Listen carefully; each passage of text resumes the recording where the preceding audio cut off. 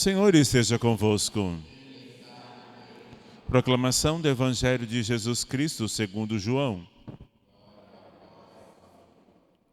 Naquele tempo, os judeus discutiram entre si, dizendo: como é que ele pode dar a sua carne a comer? Então Jesus disse: em verdade vos digo, se não comerdes a carne do Filho do Homem e não beberdes o seu sangue, não tereis a vida em vós. Quem come a minha carne e bebe meu sangue tem a vida eterna, e eu o ressuscitarei no último dia. Porque a minha carne é verdadeira comida, o meu sangue é verdadeira bebida. Quem come a minha carne e bebe meu sangue permanece em mim e eu nele. Como o Pai que vive me enviou, eu vivo por causa do Pai. Assim, o que me come viverá por causa de mim. Este é o pão que desceu do céu. Não é aquele que os vossos pais comeram. Eles morreram. Aquele que come este pão viverá para sempre. Assim falou Jesus, ensinando na sinagoga de Cafarnaum. Palavra da salvação. Ó Sacratíssimo Coração de Jesus, sexta-feira, lembremos de sua infinita misericórdia na via sacra. Queremos reparar os nossos erros, por isso vamos reparar essa comunhão às sextas-feiras. Suplicar que o Senhor continue a bater no nosso coração, nosso sensível à sua graça, possa abrir o coração a vós, ó Senhor. Por isso, Senhor, acolha nossa reparação, nosso jejum e também nosso sacrifício. Jesus, manso, humilde de coração, Sacratíssimo Coração de Jesus, São Luís de Grião de Montfort, em nome do Pai, do Filho e do Espírito Santo. Amém. Amados todos no Senhor, amanhã nós vamos terminar um pouquinho o texto bíblico falando do capítulo 6 do Evangelho de João, falando da Eucaristia. Vou recapitular a todos vocês. Primeiro, Jesus multiplica os pães. Ele observa que tem algumas pessoas que querem pão material da padaria, só quer o pão. Depois Jesus vai dizer: eu sou o pão vivo que desceu do céu. Vai relembrar do Antigo Testamento, não é o maná. Agora eu sou, coma e beba. Coma a minha palavra e beba do Espírito que vem do seguir-me. Depois, Jesus vai explicar à grande multidão que agora não é mais pão material, é uma vida sobrenatural nele, que quer despertar a fé e preparar os corações para uma vida espiritual em Jesus. E hoje Jesus diz assim: não é pão, agora é carne e sangue. Carne, comida, bebida, sangue. Os judeus, como não têm vida espiritual, não têm fé em Jesus, duvida. E duvida dizendo: como que ele pode dar a sua carne? Ele é canibal? E dá sangue? Como isso pode acontecer? Porque Jesus foi preparando os corações.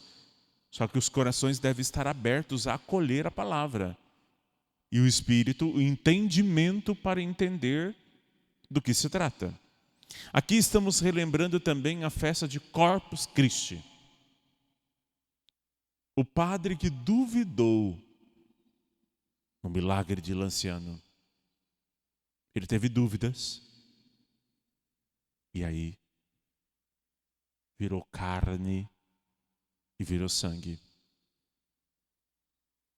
Se nossa paróquia tiver dúvidas de algumas coisas, Nosso Senhor é obrigado a provar.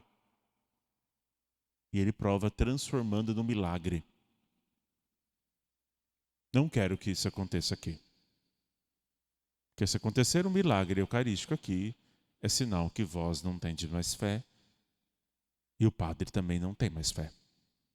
Feliz é aquele que acredita sem ter visto.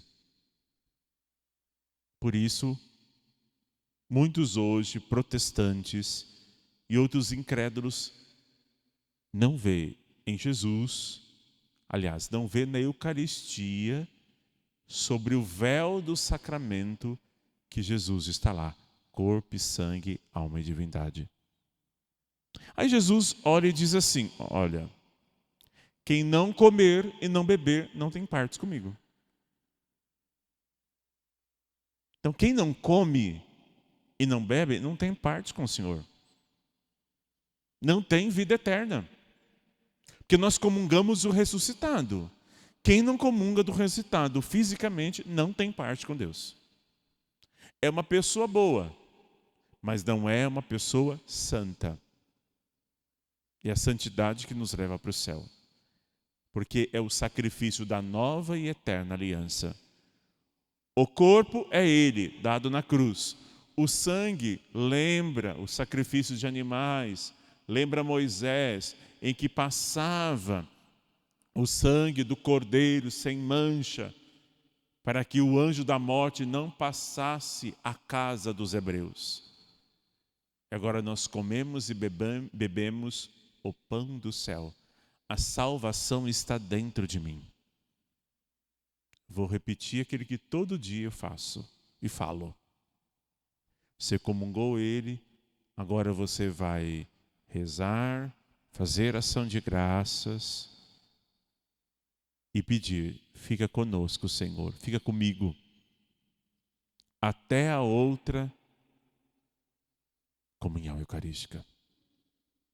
Não saia de mim pelas minhas preocupações e pelas minhas ações no mundo, que eu não perca o Senhor dentro de mim, para que eu não peque, nem mortalmente, e muito menos venialmente, para se tornar um pecado maior. Agora, aquele que come este pão viverá para sempre. Para sempre. É a vida eterna. Não é vida biológica. A vida biológica é o pão da padaria. É o pão vindo do céu. Então é Zoá, vida eterna, para sempre. Primeira leitura vai relatar a conversão de São Paulo. Após a morte de o diácono Estevão, há um burburinho em toda o império, e aí está Paulo, com toda a sua raiva, com todo o seu ódio aos católicos que comem do corpo e bebem do sangue. Ele vai com o seu ódio perseguir e matar. Ele olhou o Estevão e teve prazer em ver o Estevão morrer. O sangue por dar a vida por Cristo. O Estevão estava caminhando. O texto não diz de que animal que é, mas provavelmente um cavalo que estava andando. Cai. Aí ele tem um encontro sobrenatural próprio dos santos. Sobrenatural. Ele vê o ressuscitado como os discípulos viram e como os discípulos de Emaús viram o Senhor.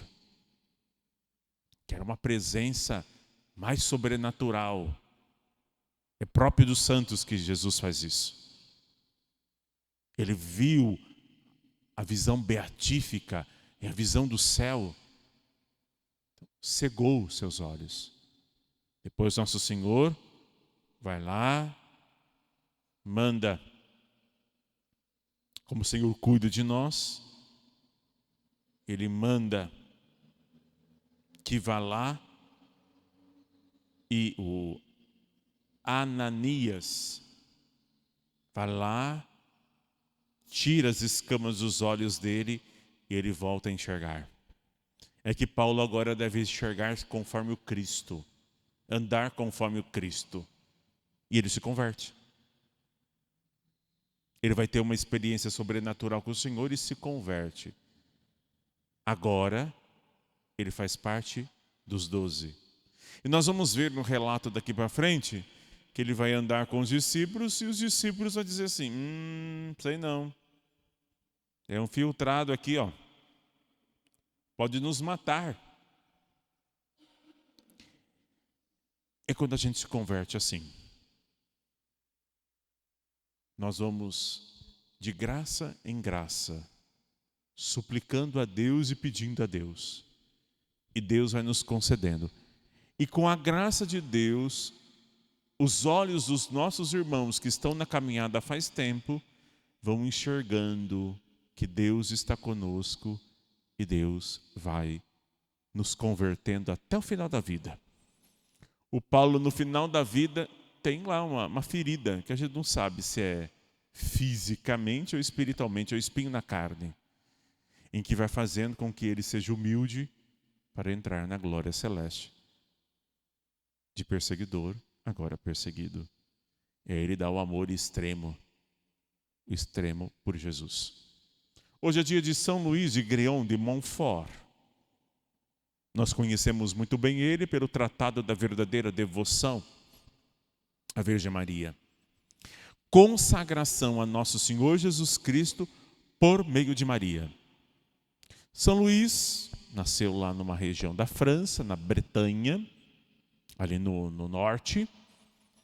E São Luís, uma família muito católica, logo nos seus primeiros dias